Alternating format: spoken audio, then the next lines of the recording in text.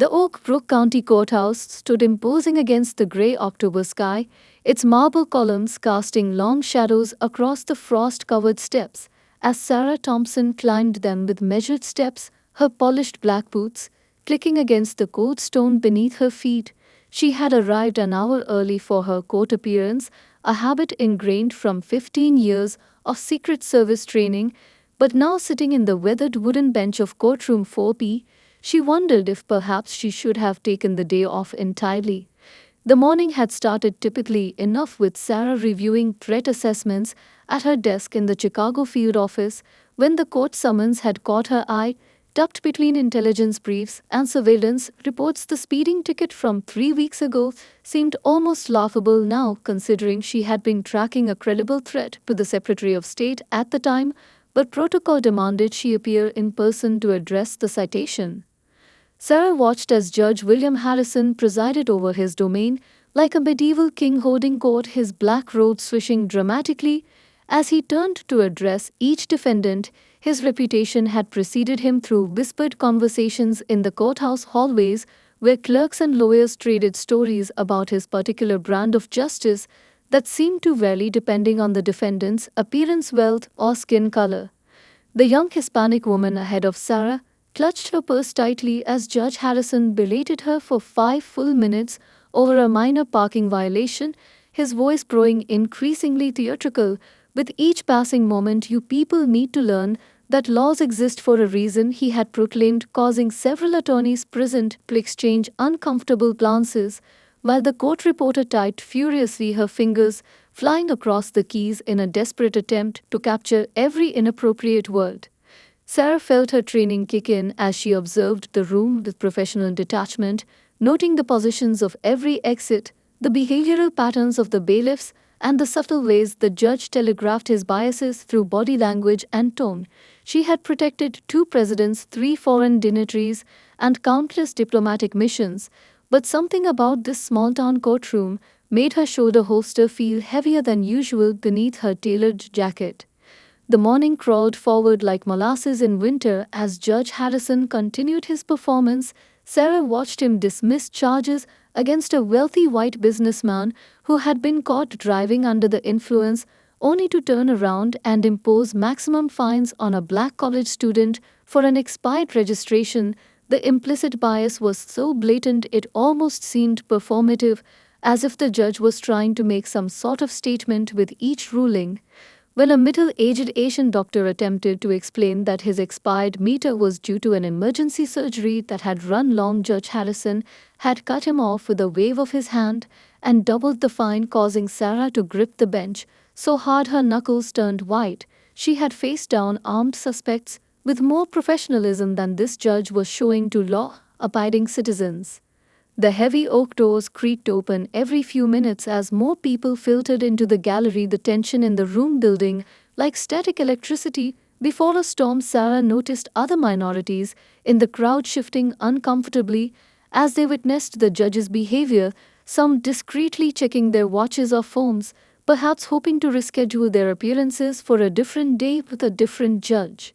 Sarah straightened her spine as she heard the bailiff shuffle papers nearby, knowing her case would be called soon. Her fingers absently traced the edges of her badge tucked securely in her jacket pocket. 15 years of Secret Service training had taught her to maintain composure in the face of any threat, but she had never imagined she would need to deploy those skills in a traffic court, her mind racing through protocols and procedures as she prepared herself for the inevitable confrontation that was about to unfold. Sarah Thompson versus the state of Illinois, the court clerk announced in a monotone voice that echoed through the now hushed courtroom. Judge Harrison barely glanced up from his leather-bound crossword puzzle book, his gold Mont Blanc pen creating small scratch marks in the margins as he continued filling in answers, even as Sarah rose from her seat with fluid grace born from years of protective service training.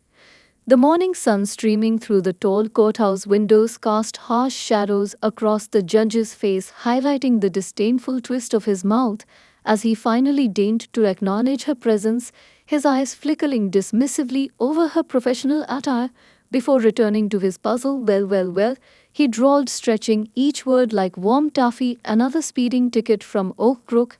How surprising the wealthy suburb seemed to attract all sorts these days. Sarah stood at parade rest, her hands clasped behind her back, as she had done countless times while briefing presidents and cabinet members, her face a mask of calm, even as she noticed the bailiff poorly hiding his smirk behind his hand.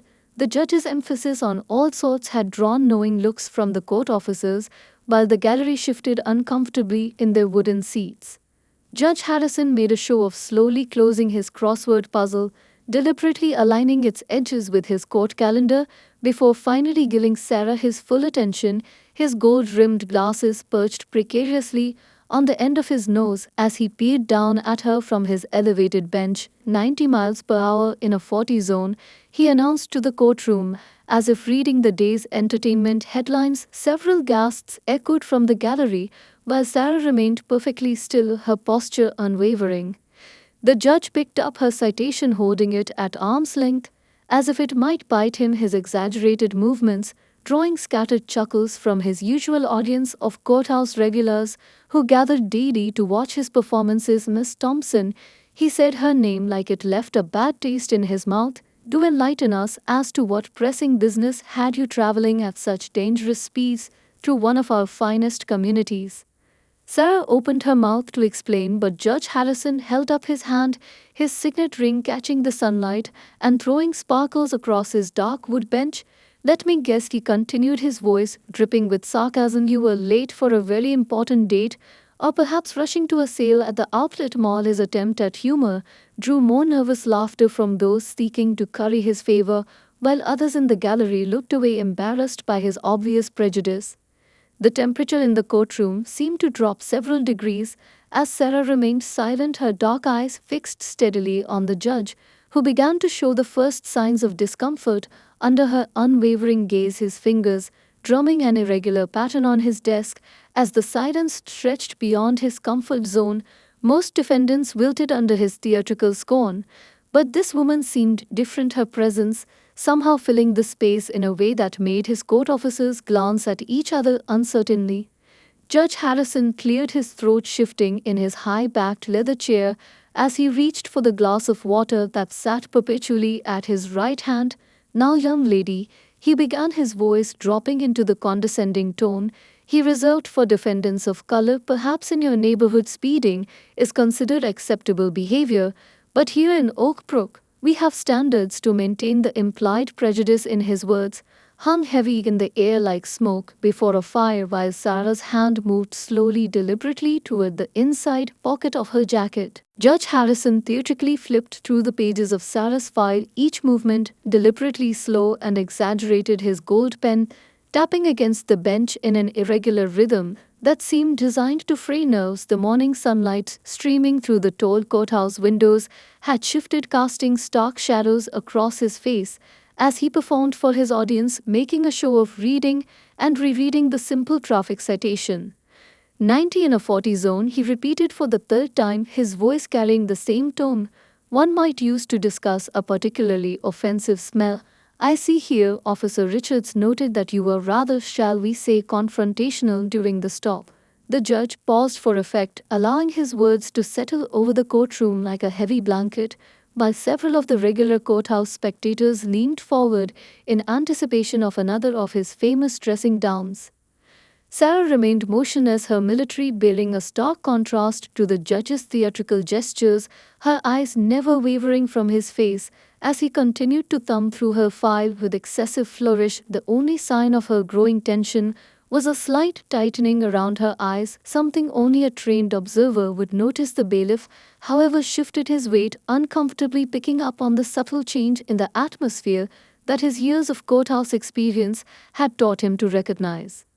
Perhaps Miss Thompson, Judge Harrison drawled, removing his gold-rimmed glasses and polishing them with a silk handkerchief, you could explain to the court why you felt entitled to endanger the good citizens of Oak Brook with your reckless behavior.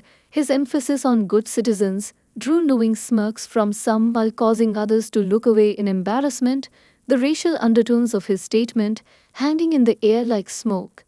Sarah opened her mouth to speak, But the judge held up his hand in a dismissive gesture that had silenced countless defendants before her. I suppose you'll tell me you were rushing to your sick grandmother's house, he continued, his voice dripping with mockery. Or maybe you were late for your shift at the department store. His words drew scattered nervous laughter from those seeking to curry his favor, while the court reporter's fingers flew across her keyboard, capturing every inappropriate word. The gallery watched transfixed as Sarah's spine straightened impossibly further, her presence suddenly seeming to fill the entire courtroom with an authority that made several court officers exchange. The afternoon sun slanted through the dusty courthouse windows, casting long shadows across Judge Harrison's bench as he settled back in his leather chair like a king about to deliver a royal decree. His face had taken on the smug expression that regular courthouse observers knew all too well, the look that preceded his most theatrical pronouncements, the look that had reduced countless defendants to tears.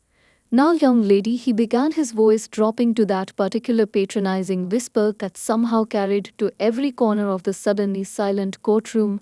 Perhaps in your neighborhood speeding is considered a cultural norm, but here in Oak Brook, we pride ourselves on maintaining certain standards. The emphasis he placed on certain standards drew knowing nods from some of the court officers, by causing several attorneys present to shift uncomfortably in their seats. Sarah stood perfectly still, her hands still resting near her jacket pocket, the familiar weight of her credentials pressing against her side like an anchor in a storm. She had protected presidents, faced down armed threats, and coordinated with foreign security forces, but something about this small town judge's smug prejudice made her blood simmer beneath her professional facade. The bailiff noticed her controlled stillness, his right hand unconsciously moving closer to his weapon. Judge Harrison picked up his gold pen, twirling it between his fingers as he continued his performance, clearly enjoying the captive audience. USSS Thompson, he drawled, stretching each syllable of her name like warm rubber. I find it particularly troubling when people from, shall we say, outside communities bring their dangerous habits into our peaceful suburb. His words dripped with barely veiled racism, causing a young law clerk in the front row to duck her head and pretend to study her notepad. The gallery had grown so quiet you could hear the ancient radiator clicking in the corner as the judge leaned forward, his bench creaking under his weight, while he fixed Sarah with what he clearly thought was an intimidating stare. Perhaps you could explain to the court what pressing business brought you to Oak Brook that day. He paused for dramatic effect. Other than the obvious shopping opportunities, his attempt at humor drew scattered nervous laughter from those who feared becoming his next target.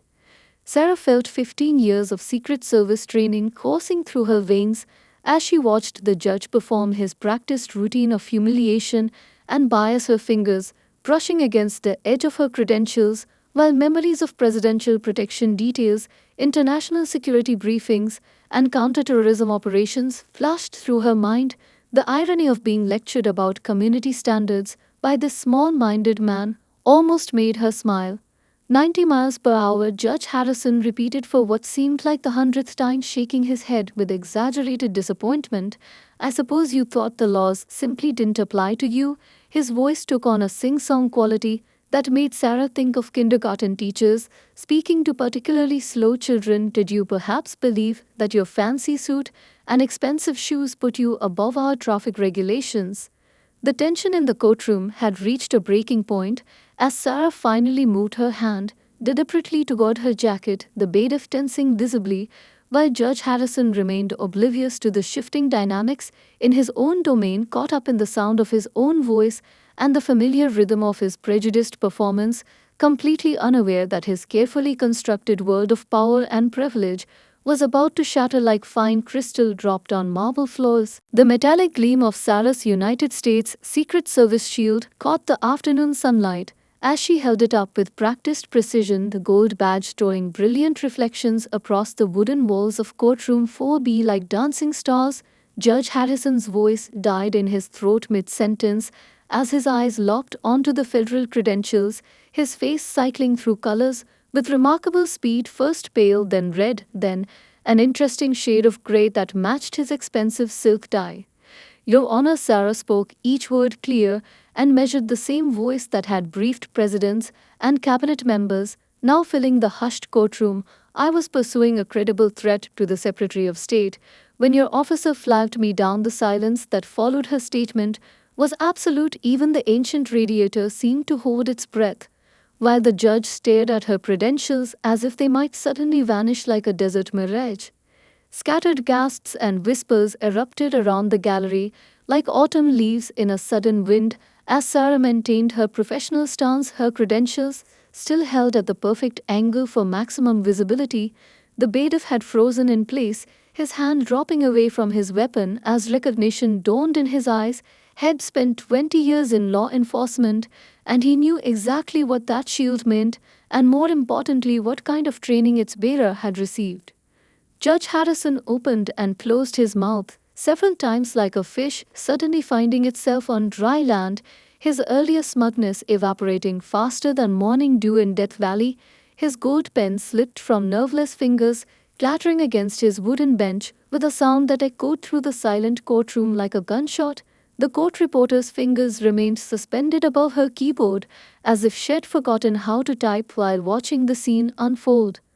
I have here, Sarah continued, reaching into her jacket with her free hand to withdraw a sealed envelope, the official documentation from my supervisor regarding the nature of my duties that day, as well as the classified threat assessment that necessitated my rapid response through your jurisdiction. The world's rapid response seemed to hang in the air between them, a subtle reminder that while the judge had been playing power games, she had been protecting national leaders.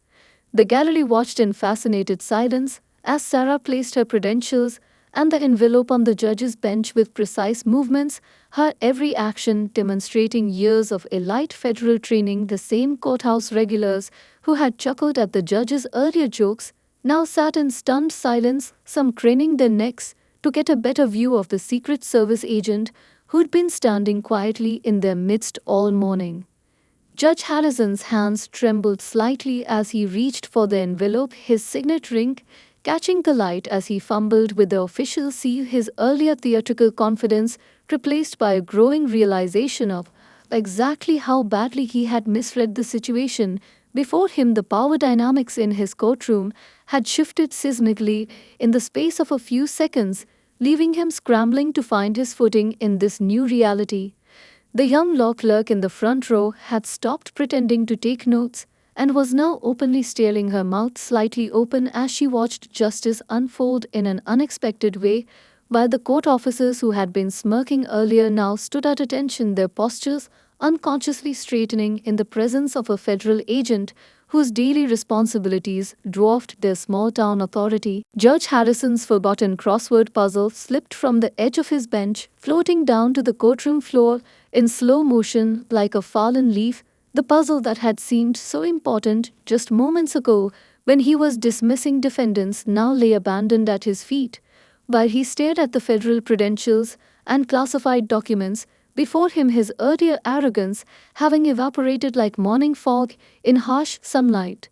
The court reporter's fingers flew across her keyboard with renewed vigor, capturing every delicious second of the judge's transformation from courtroom tyrant to stammering bureaucrat, her years of experience telling her that this was the kind of transcript that would be requested and read for years to come in judicial conduct seminars. Special Agent Thompson, she typed carefully, making sure to note the title that Judge Harrison had so spectacularly failed to uncover.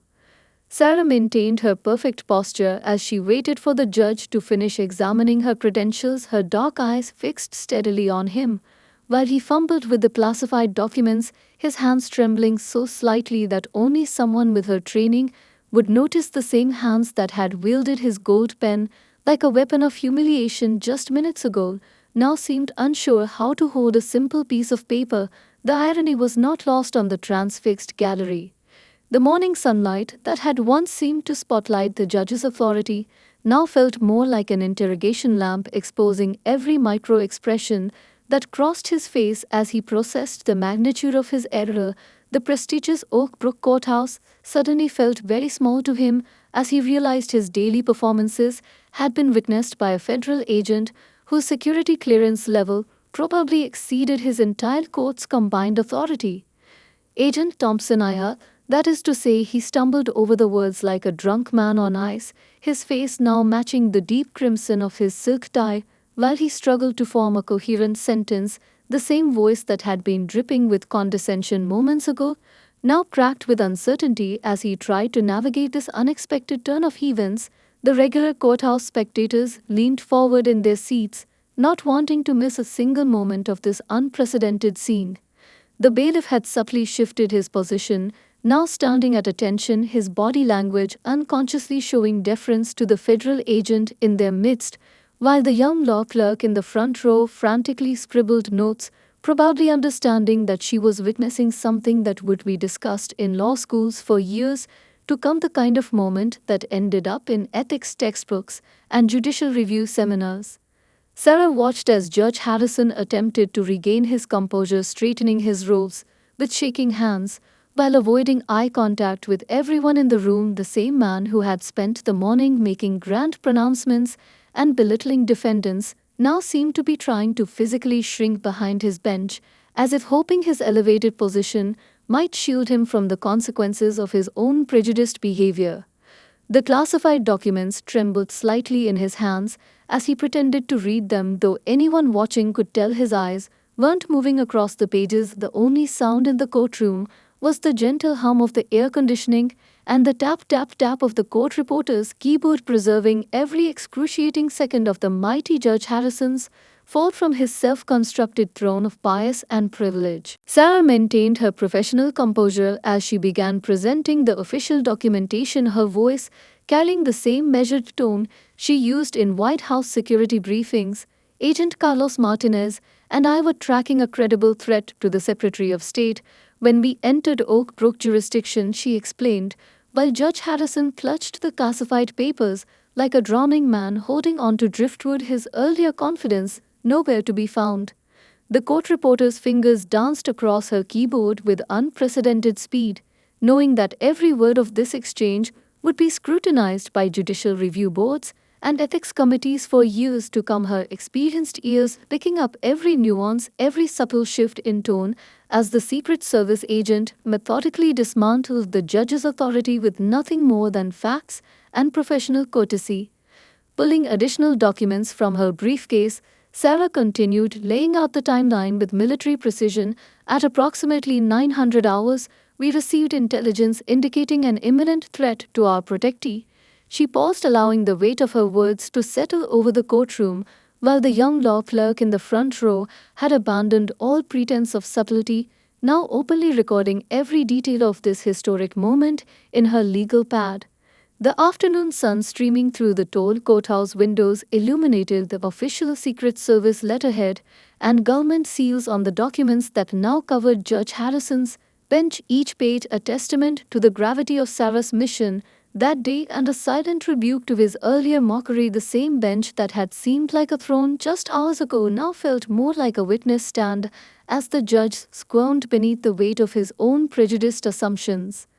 Our vehicular speed was necessary and calculated, Sarah continued, her voice remaining steady while she presented yet another document, this one bearing the director's signature. Standard protocol for protective details requires rapid response when credible threats emerge, especially in cases involving cabinet-level protectees. The gallery sat in stunned silence as they realized the woman they'd watched being humiliated all morning had likely protected more high-ranking officials than their entire courthouse had ever seen. Judge Harrison's face cycled through another series of colors as he examined the threat assessment report, his hands trembling slightly as he turned each page. The technical language and security clearance levels clearly far beyond his everyday experience in traffic court. The bailiff, who had been smirking earlier, now stood at rigid attention, his law enforcement training finally kicking in as he recognized the serious nature of the federal operation that had intersected with their small-town jurisdiction. The young Hispanic woman who had been berated by the judge earlier watched with barely concealed satisfaction as Sarah systematically presented each piece of evidence, her previous military service evident in the precise way she handled the documentation, laying out not just the justification for her speed, but also exposing the inherent bias in the system that had brought her to this courtroom in the first place.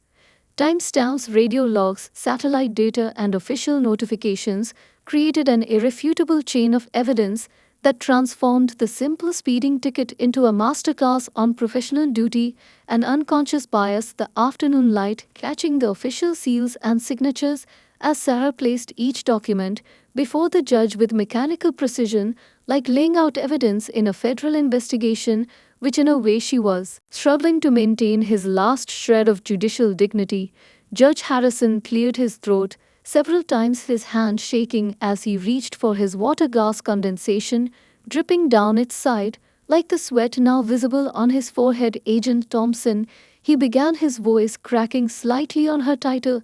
I find myself in the unprecedented position of offering a formal apology from this bench.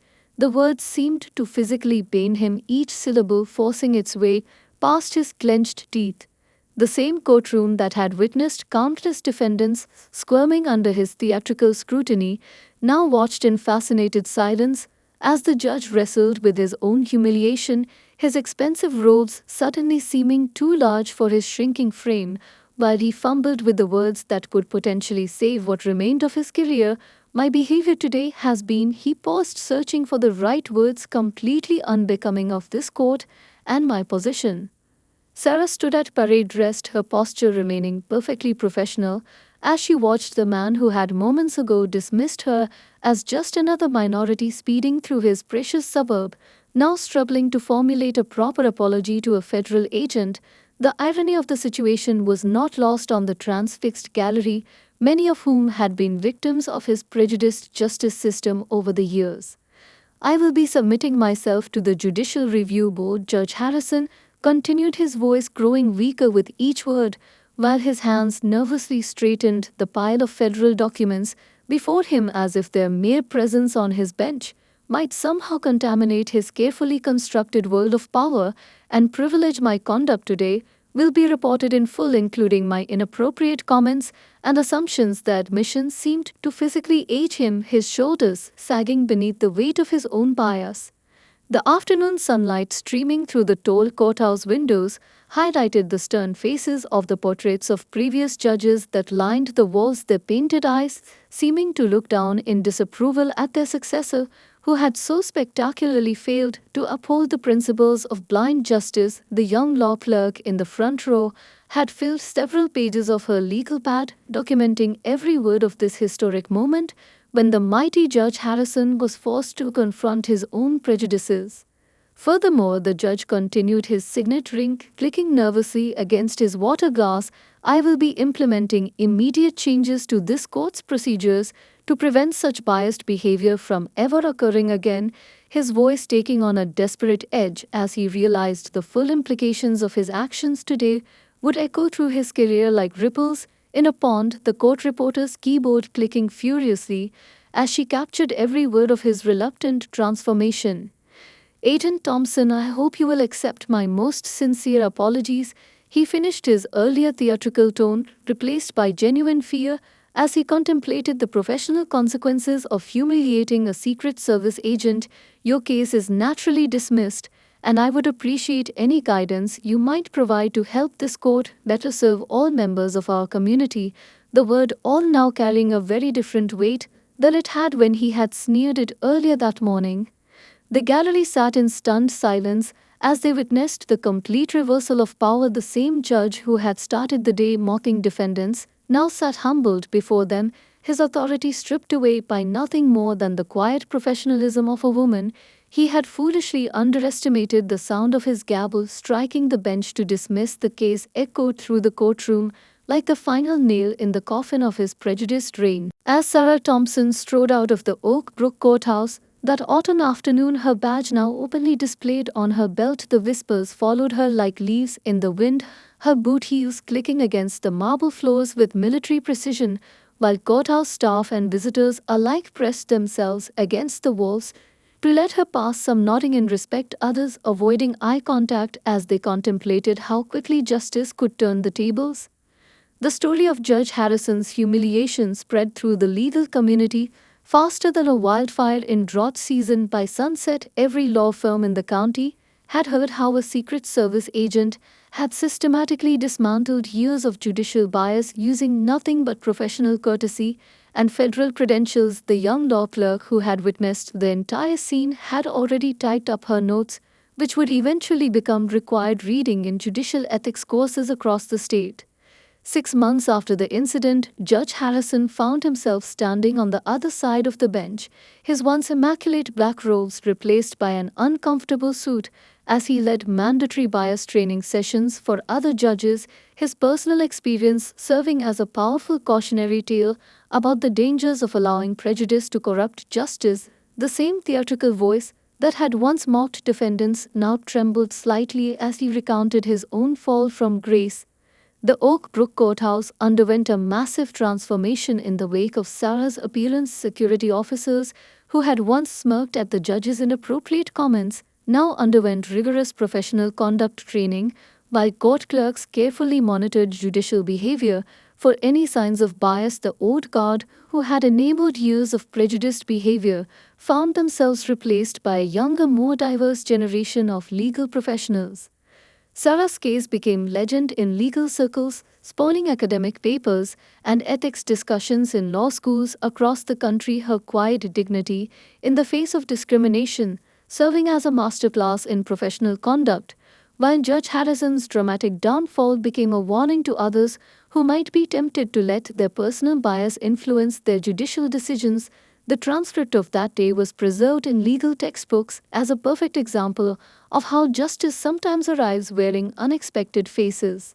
The wooden bench where Judge Harrison had held court for so many years was eventually replaced during courthouse renovations, but courthouse staffs swore they could still hear the echo of his stuttered apology in the halls. The portraits of stern-faced judges that had witnessed his humiliation seemed to regard their newest companion with added scrutiny, as if watching for any sign of the bias that had destroyed their colleague's career.